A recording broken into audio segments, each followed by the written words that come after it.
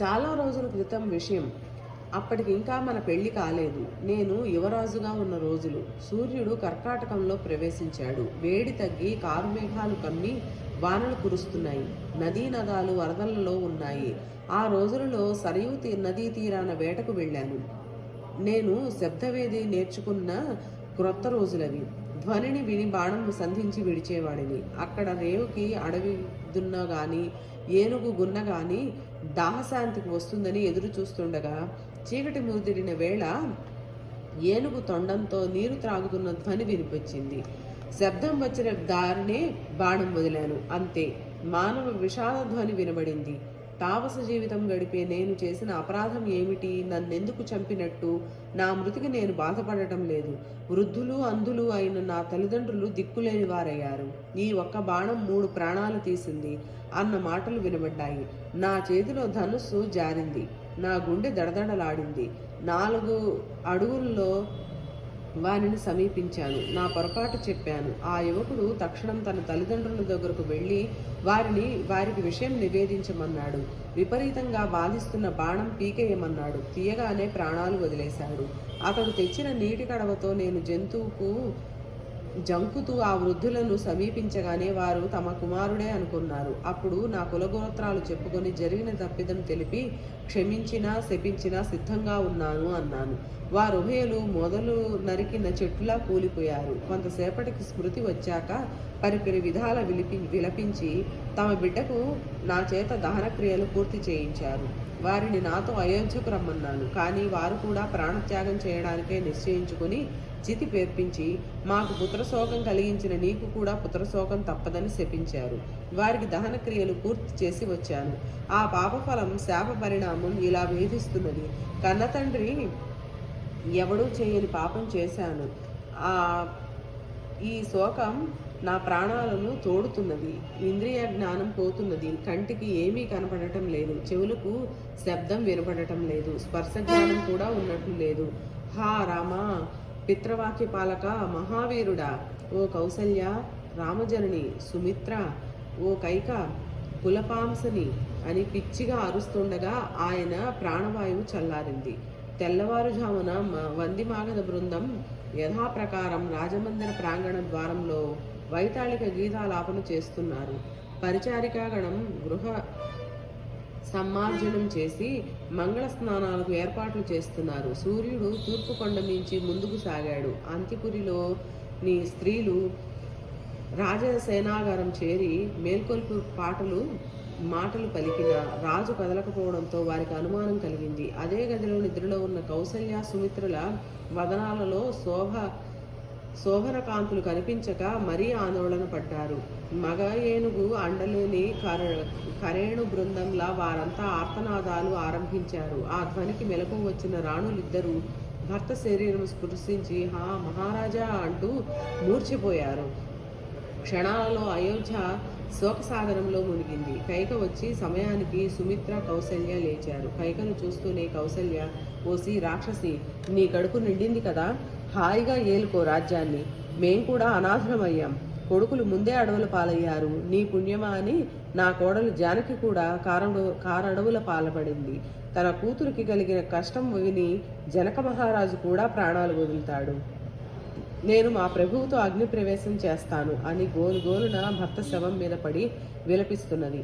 అప్పటికి వచ్చిన సుమంత్రుడు పరిచారికలను పిలిచి కౌసల్యను దూరంగా తీసుకుని వెళ్ళమన్నాడు. అంతఃపురం రోదన సాగరమైంది. కొడుకులెవరూ దగ్గర లేనందున మహారాజు శరీరాన్ని తైలద్రోణంలో భద్రపరిచారు.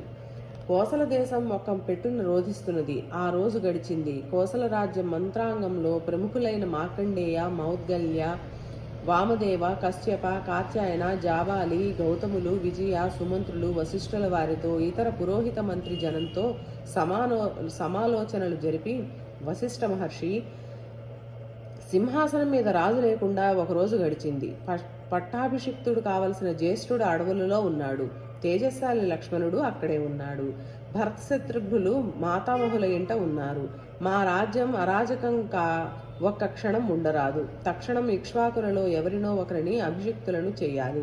రాజు లేకపోతే వానలు సక్రమంగా పడవు, రైతు విత్తనం చల్లడు, ప్రజాధనానికి రక్షణ ఉండదు, స్త్రీలకు గౌరవ స్థానము ఉండదు, ప్రజలు సుఖంగా మాట్లాడుకోలేరు, యజ్ఞయాగాది సత్కార్యాలు జరగవు, సంగీత నృత్య కళాకోవిదులు తమ తమ విద్యా ప్రదర్శనంతో ప్రజలకు ఉత్సాహం కలిగించరు, ఉద్యానవనాలు క్రీడా స్థలాలు భద్రత లేనివైపోతాయి, కర్షకులకు సుఖం ఉండదు, వ్యాపారులు వాణిజ్యం చేయలేరు, రాజు ఉంటేనే సంసారులు సుఖంగా గుండె మీద చేతులు వేయించుకుని నిద్రపోగలుగుతారు, లేకపోతే చిన్న చేపను పెద్ద చేపలు మింగేటట్లు బలవంతులు బలహీనులను కబళిస్తారు, సత్యం ధర్మం మచ్చుకు ఉండవు, రాజు సత్ప్రవర్తకుడైతేనే ఇంద్ర యమ వరుణ కుబేరులు ఆ రాజ్యంలో సుఖభోగాలుంచుతారు, ఇవన్నీ మీరెరుగనివి కావు, మహారాజు ఏలుబడి సాగించే రోజులలోనే మీ మాట వేదవాక్యం, ఇప్పుడు మీరు ఎవరినో ఒకరిని సింహాసనం ఎక్కించాలి అన్నారు. భరత శత్రుఘ్నుల కోసం దూతలను పంపడానికి వశిష్ఠులు నిశ్చయించి విజయ జయంత నందన అశోక సిద్ధార్థులను రావించి వారికి పుష్కలంగా దారి భత్యం ఇచ్చి కేకయ దేశానికి వెళ్ళి భరత శత్రుఘ్నులను తీసుకొని రమ్మని వశిష్ఠాది మంత్రులు ఆదేశించారని చెప్పండి. మహారాజు మరణ వార్త కానీ మరే విషయం కానీ అక్కడ తెలియడానికి వీల్లేదు. రాజమర్యాదానుసారం వారికి అందజేయవలసిన కానుకలు తీసుకుని వెళ్ళండి, క్షణాలలో మీరు తిరిగి రావాలి అని ఆజ్ఞాపించాడు. ప్రలంబ ప్రాంతం మీదుగా మాలిని నదిని దాటి హస్తినాపుర సమీపంలో గంగ దాటి పాంచాలం గడిచి పురుజాంగలాలు నడిచి బాహ్లీక దేశం మీదుగా సుదామ పర్వతం దాటి 5వ నాటి రాత్రికి కేకయ రాజధాని గిరివ్రజం చేరారు దూతలు. ఆ రాత్రి భరతునికి దుస్వప్నాలు ఎన్నో వచ్చి మనస్సు వికలం కాగా స్నేహితులందరూ చేరి హాస్య ప్రసంగాలతో వినోద ప్రదర్శనాలతో మనస్సును స్వస్థం చేయడానికి ప్రయత్నించారు. కానీ ఆ మనస్సు వ్యాకులంగానే ఉంది. దశరథ మహారాజు తన జుట్టంతా విరజిమ్ముకొని పర్వత శిఖరం నుండి గోమయ హృదయంలో దూకుతున్నట్లు, నూనె తాగుతున్నట్లు, నువ్వుల అన్నం తింటున్నట్లు, నవ్వుతున్నట్లు కనిపించారు. సముద్రం ఎండిపోయింది.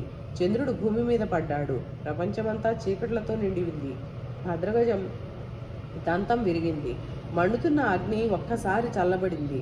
భూమి బీటలు వారింది. పర్వతాలు పొగతో నిండిపోయాయి. మహారాజు గాడిదల రథం మీద దక్షిణ దిశగా సాగుతున్నాడు. రక్తాంబరాలతో వికృతాకారంతో ఓ రాక్షసి నవ్వుతూ వస్తున్నది. ఏవం విధ స్వప్నాలు అశుభ సూచకాలే కదా.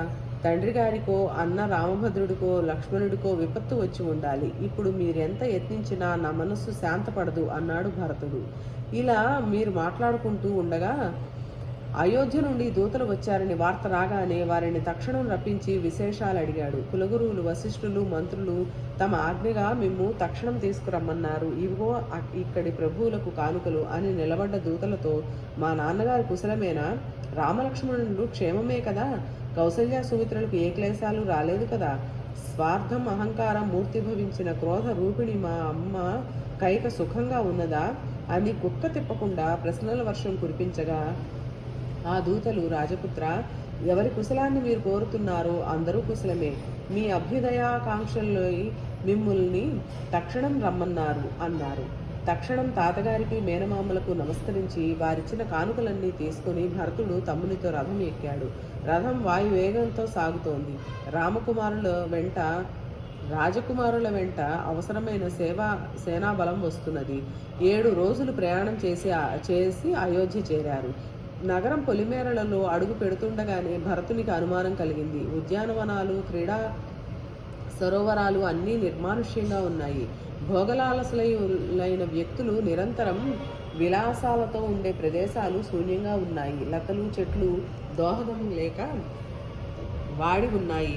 వేణు వీణ మృదంగ వాద్యాలతో గానగోష్ఠులతో అలరారే ప్రాంతాలలో నిశ్శబ్దం తాండవిస్తున్నది. చందనాగరు వాసనలతో విరాజిల్లే ప్రాంతం ఏ వాసన లేకుండా ఉంది. రాజమార్గంలో ఒక్క వ్యక్తి లేడు.